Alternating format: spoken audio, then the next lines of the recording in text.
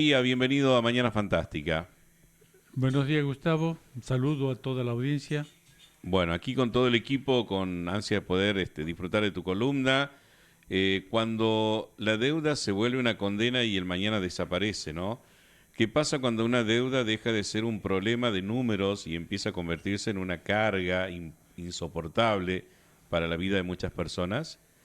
Si los deudores se acrecientan y muchas deudas ya son incobrables, ¿es un problema individual o social? Qué tema, ¿no? No es es un tema duro de tratar, ¿no? Lo primero que tenemos que decir es que hay una situación de deuda generalizada. Entonces ya no son individuos aislados los que están endeudados, sino que están los comercios endeudados, las familias endeudadas, las relaciones se vuelven de deuda entre individuos, y eso hace que ya no sea un problema solamente de uno, sino de muchos, y por lo tanto un problema social y político, ¿no?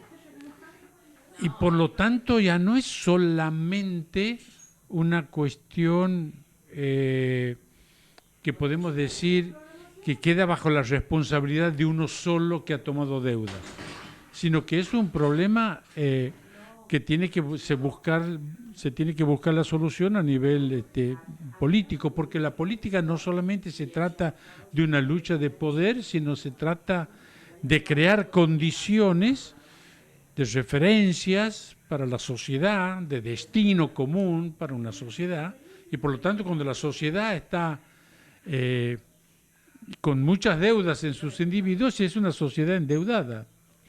No solamente individualmente, sino que es un país endeudado también, ¿no? Vamos a escuchar un audio, el primer audio, en donde relaciona, no, mejor dicho, quieren aislar los suicidios de la deuda.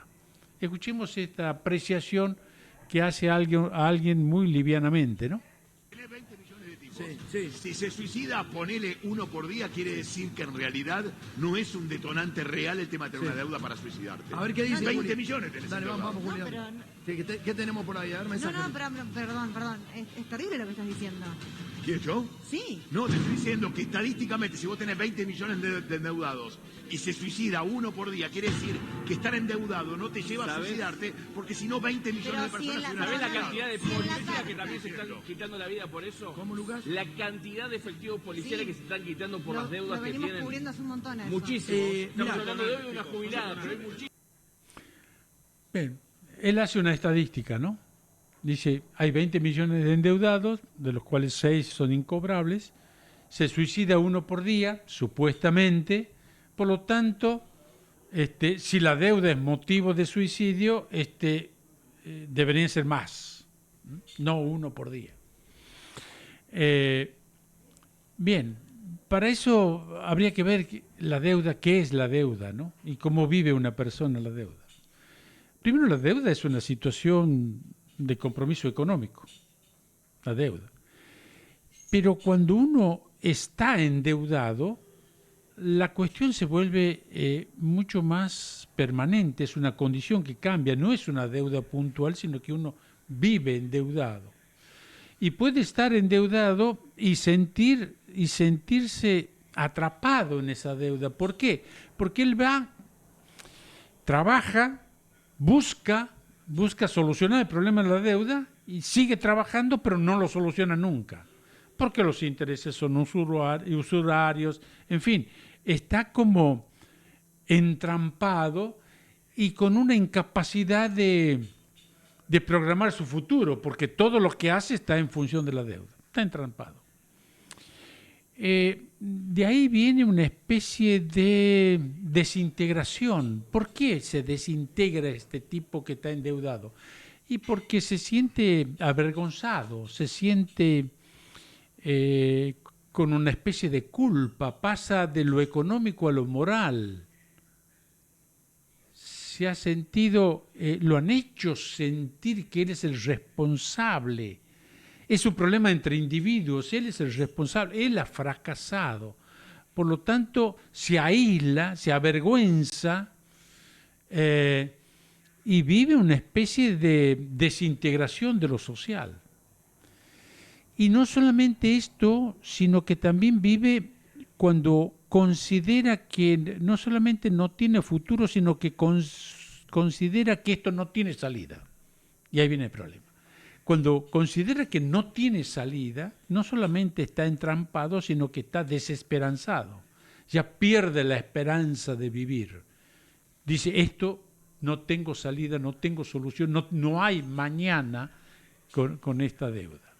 Y por supuesto puede llegar el tema del suicidio. Vos fíjate, hay una sociedad en donde te hace creer que todo depende de vos, que vos tienes que vos tienes que triunfar, que el triunfo es tuyo, que vos tienes que progresar, que vos tienes que... He visto ahí en un WhatsApp a alguien que decía, somos arquitectos de nuestro propio destino. Una persona conocida, un amigo, así pone su WhatsApp, somos arquitectos de nuestro propio destino. Bueno, no siempre es así, no siempre, porque uno depende de otros, depende de circunstancias, depende de su historia, depende de quien lo ayude, depende. Entonces, cuando la sociedad exacerba esto, que vos sos el responsable único de tu destino, sin que la sociedad sea un punto de referencia, entonces puedes vivir la deuda como un fracaso personal. Ya no es un fracaso económico, sino es un fracaso moral. La deuda se convierte en culpa. Y la culpa suele matar, ¿no? Suele matar. Bueno, sabes que el padre de la sociología, uno de los padres de la sociología, Emil Durkheim, él hace un estudio, le llama la atención, él dice, hay regularidades, hay problemas personales o problemas de salud mental, puede haber herencias, locuras, hay toda una serie de cosas en las cuales una persona puede matarse, pero él dice, comienza a descubrir regularidades en las tasas de suicidio. Y entonces mucha gente explicaba que el clima, por ejemplo, tenía que ver en los suicidios. Entonces él dice, ¿por qué la tasa de suicidio en los países más cálidos es más baja que en los países más fríos? ¿Por qué en verano hay menos suicidio que en invierno? Y entonces comienza a analizar por sexo, por condición social,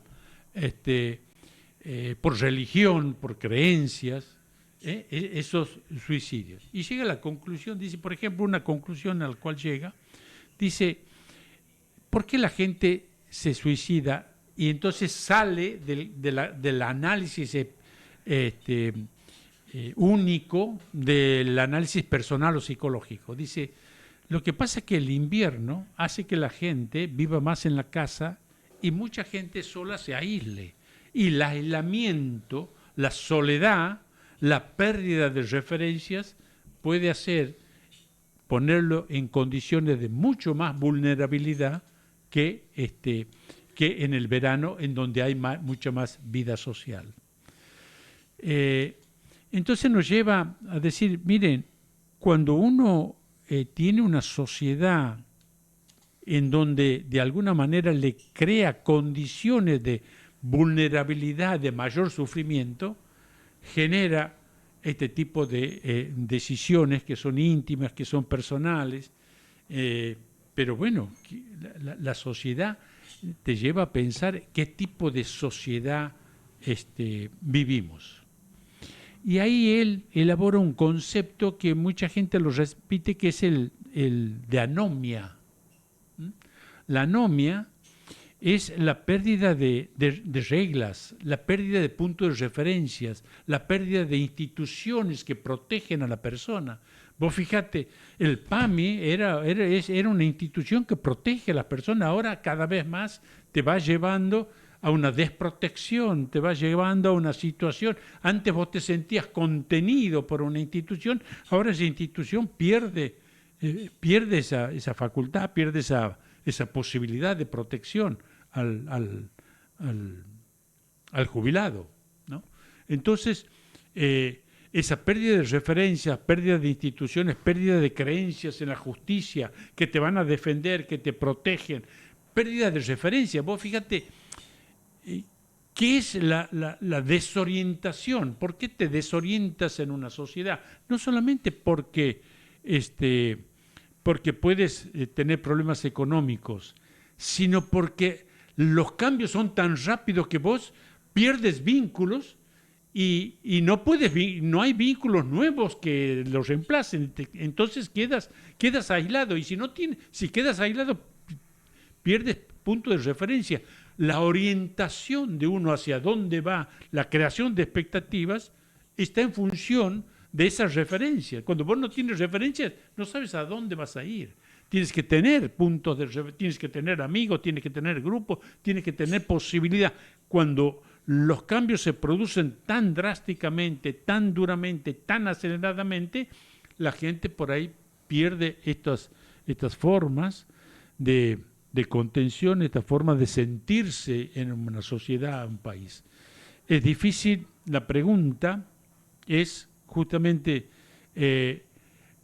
no es explicar solamente por causas personales, psicológicas, individuales, sino ver que estas acciones tan íntimas pueden ser síntomas de la sociedad en la que estamos viviendo. Escuchémoslo a Víctor Hugo Morales para ver cómo él dice aquí hay una condición social que está influenciando, una condición económica que está influenciando. Y hay grupos que son responsables de esto, ¿no? Y este drama está llevando a una necesidad muy grande de consultar a quienes trabajan en la salud mental. Los hospitales públicos no dan abasto. Ustedes van a escuchar a continuación a Juan Manuel Coria, que es un trabajador de la línea de atención al suicida. Cada día hay más consultas. La gente no sabe qué hacer. ¿Se ha producido algún pacto entre jubilados para morir? Porque ya perdió todo sentido la vida para ellos ante la desprotección, la muerte lenta. Es como una condena a muerte, dice este jubilado. ¿De verdad que la oligarquía puede proceder con esta impiedad para asegurarse sus privilegios? ¿En serio? ¿Son capaces de arruinar la vida de millones de personas de edad y de millones de niños? ¿Les hace falta tanto ser tan duros, tan inclementes, tan ladrones? ¿No tienen ya demasiado? ¿Quién responde eso? Cada caso es un mundo aparte, cada caso tiene una forma, pero hay cosas que lo engloban. Por ejemplo, en varones, la falta de trabajo en este último tiempo es un caso muy recurrente, de hecho es muy común, muy habitual. En lo que es mujeres, también el tema del juego. El endeudamiento, Juan Manuel, es un tema recurrente en las personas. Exactamente, eso te decía, en todos, en los jóvenes, en hombres, en chicos con el tema del juego ilegal también. Siempre te dicen, no, mira, me acaba de llamar el prestamista, y también pasa que ese tipo de prestamistas te escrachan por Facebook, por redes sociales, y es como que quedas marcado y es mucha presión, y mucha gente a veces no sabe procesar esa emoción. Si el prestamista del barrio que me conoce es un traficante de droga y yo no le puedo devolver lo que él me presta porque no me alcanza y estoy entrampado, y él me dice, ahora tienes que trabajar para mí. La droga, el vender droga, termina siendo una salida. Eso es lo que pasaba en Rosario. Hasta las personas jubiladas venden para poder vivir, para poder subsistir. Esto no es un problema social, esto no es un problema político que debe crear lazos, que debe crear instituciones de contención, que debe crear la conciencia de tener un destino común como patria. Creo que sí. Yo lo que creo es que cuando el presidente dice nadie te pone un revólver en la cabeza, sí te lo están poniendo. Porque si vos no sacás ese crédito, no comés. O no te compras un remedio. Entonces sí te están poniendo un revólver en la cabeza. Claro, porque se crean condiciones en donde la persona experimenta mucho más profundamente la vulnerabilidad, condiciones de sufrimiento, que uno busca salir de cualquier forma. Entonces las condiciones sociales también influyen. Durkheim no quiere explicar, no quiere entrar en las explicaciones psicológicas que indudablemente hay, sino quiere mostrar que las condiciones sociales influyen, que las condiciones, hacer pensar que los individuos no se explican por sí mismos, sino se explican también o se comprenden también por la sociedad en la que viven. Y hacer una sociedad distinta es cuestión de la política y de las instituciones. No hay vuelta de hoja. Excelente, Enrique. Muchas gracias por acompañarnos. A ustedes.